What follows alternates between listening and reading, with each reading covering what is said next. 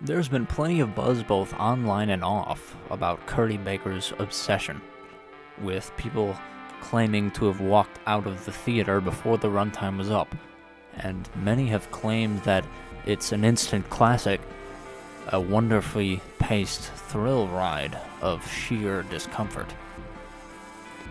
I wish I could share this sentiment, but upon my viewings it fell a bit flat. Perhaps hearing that other people became so disturbed by this movie as to fully abandon the experience raised my hope to unfathomable heights, which may be the case. However, I don't believe that Obsession is a poor quality film. Rather, I'd like to explain some of the issues I took with it and try to highlight its strengths and missed potential. Obsession is, at its core, deeply flawed. During my public viewing, many individuals, including myself, guffawed at Nikki's ridiculous facial expressions, the jarring editing, and the utter stupidity of its characters. I'd like to overview the movie very briefly before diving into some of the issues I took with the film, as well as some highlights. Baron Bear Bailey is a young man living in a backwater town somewhere in the United States. He lives in a house he's inherited from his grandmother, a deceased, previously heavily medicated woman whose only reference within the film are her many bottles and capsules of medication within her house. The movie opens with him practicing a confession of love with a waitress, spectated by a few of his friends. He then arrives home to find his cat Sandy deceased, overdosing on the oxycodone that his grandmother was prescribed. Personally, I found this to be the only emotionally impactful moment within the film. Upon my first viewing, I had assumed the medications were his, especially as later in the film he states that he has a bottle of sleeping pills that he and another friend could take right now. I believe that if the pills were his medication, the scene could have had a more of an emotional impact, as Baron's personal ailments have caused the death of a beloved pet. But upon further research, they are not his medications. This is my first issue with the film. The plot is simultaneously simple and vague, which leaves much to the imagination, and the story I'd imagined seemed much more investing than the actual reality. This seems to be a recurring theme throughout the film.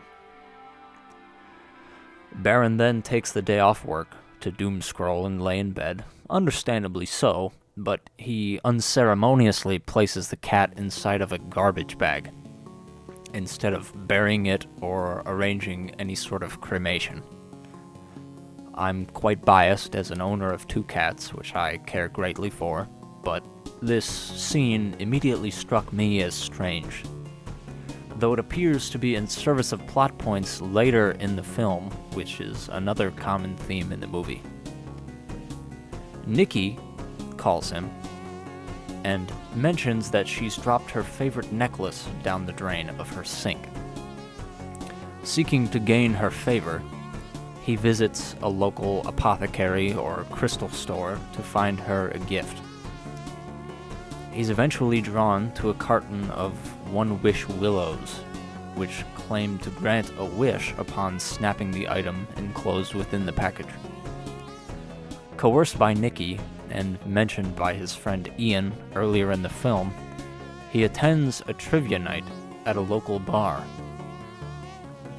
He lies about the reasoning behind his absence at work, and his friends are also his co-workers, for seemingly no reason, as he soon confesses to the 4th and final member of his friend group, an aspiring art student named Sarah, who has obvious romantic feelings for Baron, and who comforts him when he confesses his true motivations for calling in sick to work to her in confidence.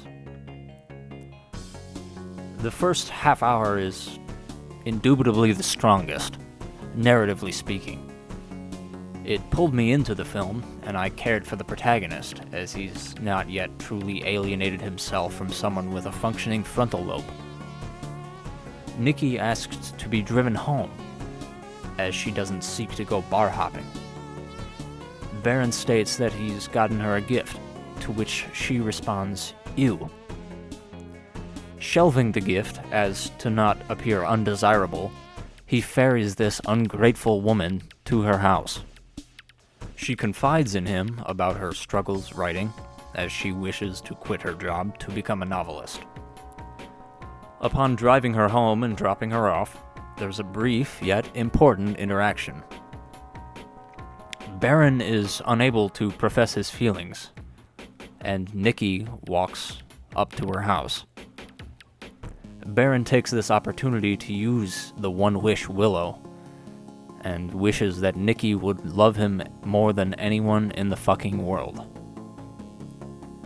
Immediately, Nikki invites him inside and attempts to sleep with him. However, she seems to regain control of herself and momentarily freaks out on him.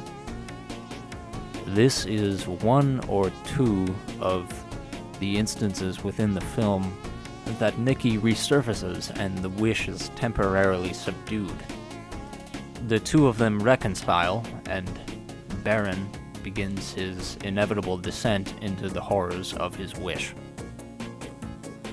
Upon waking the next morning, Baron is greeted with the dead, emaciated body of his cat, which Nikki has miraculously both located and placed within his kitchen. This was where I first took issue. Nikki explains her erratic behavior away with both her substance abuse and as a reaction to the state of her dying father, who was recently diagnosed with cancer. How this somehow justifies psychotic and emotionally abusive behavior is beyond my understanding, but it's a much less offensive transgression than some of the later scenes. There's a montage of their happy life together, as hollow and strange as it may seem, and Nikki's mental state begins to devolve from this point. She then proceeds to feed him his dead cat. He realizes she lied about her father's diagnosis, and she duct tapes his front door closed, all in the span of about 15 to 20 minutes. This absolute chud of a man seemingly takes no real issue with any of these things, and does not contact any authorities or mental health resources for the benefit of his life's aspiration. Here, Baron begins to lose the sympathy of the viewer, if not already at the moment of the wish's inception. There is a certain blatant disregard for the health of his partner, in favor of either the emotional or physical validation that she provides. Nikki begins to spiral into total obsession. Get it? Putting both herself and others directly in harm's way in order to appease Baron and continue their relationship with his willing participation. This begins to culminate at a party, which Baron's friend Ian lies to him about the nature of, claiming it's a boys' night, when there are numerous other women in attendance. After being explicitly told not to invite Nikki, though being lied to about the individuals attending, Baron brings Nikki to Ian's house for a party. Here, they play a drinking game, which results in a dare of Baron being required to kiss the person on his left, Sarah. Nikki obviously takes extreme offense to this, and places herself between the two of them, rather unscrupulously. After reading a vaguely incestual passage in a strange accent from her book, she smashes a bottle against a table and begins mutilating her face. Nikki is driven to an emergency room, Somehow, despite her obvious mental ailments, the hospital staff take no offense to her self-destruction and discharge her immediately. As ridiculously unrealistic as these scenes may be, the movie continues to spiral into the degradation of Nicky's character. Sometime later, he meets Sarah in a park late at night, as she presents a letter from an art school regarding her acceptance. She never opens this letter, however, as Nicky smashes her car's window and begins brutalizing Sarah's corpse against the steering column of her vehicle. I laughed at this scene. It seemed so entirely predictable that I couldn't help but laugh at it. There were many moments when I could not contain my laughter within the theater, to the point where I believed I may be a nuisance to those around me. Perhaps I'm desensitized to violence, but I believe that the edit of her face being smashed was inherently comedic in both setup and timing. Nicky then asks Baron to help her dispose of the body of his coworker, which he willingly obliges to. He opens her acceptance letter, cries and screams, for some reason, though willingly putting these people in harm's way. Baron then returns to the establishment where he purchased the One-Wish Willow, purchases another, and asks Ian to make a wish to alter his own wish. Ian then wishes for $1 billion, and a large amount of money magically proceeds to fall through his ceiling. Baron then decides, for whatever reason, to return to his house, where Nicky has mutilated Sarah's corpse instead of disposing of it. Ian, for whatever reason, then decides to follow Baron home, unable to believe that his wish has come true. Nicky, retrieving a firearm from the safe at her workplace, shoots Ian dead inside Baron's house. It is here, and only here, that Baron realizes he must atone for his sins with his own life. He locks himself in his bathroom with a firearm, attempts to kill himself, but then begins smiling and rejoins Nicky in the living room. I believe she used a wish for Baron to love her unconditionally. However, it's too late, as Baron has already ingested and subsequently overdoses on oxycodone, the same pills that Sandy overdosed upon. He dies in Nicky's arms. She then regains consciousness, screaming, crying, and the film ends. With the general synopsis out of the way, I'd like to highlight the plot points I take issue with. Why would she be discharged from hospice as a clear danger to herself and others? Why would Sarah ask Baron to meet him in the middle of the night, immediately after being manhandled by a psychotic woman that has Baron's dick in a vice grip? Why would Ian return to Baron's house to affirm something both of them bore a clear witness to in the previous scene? How is it possible for a man to be fed his beloved pet against his will and still believe this person isn't psychotic?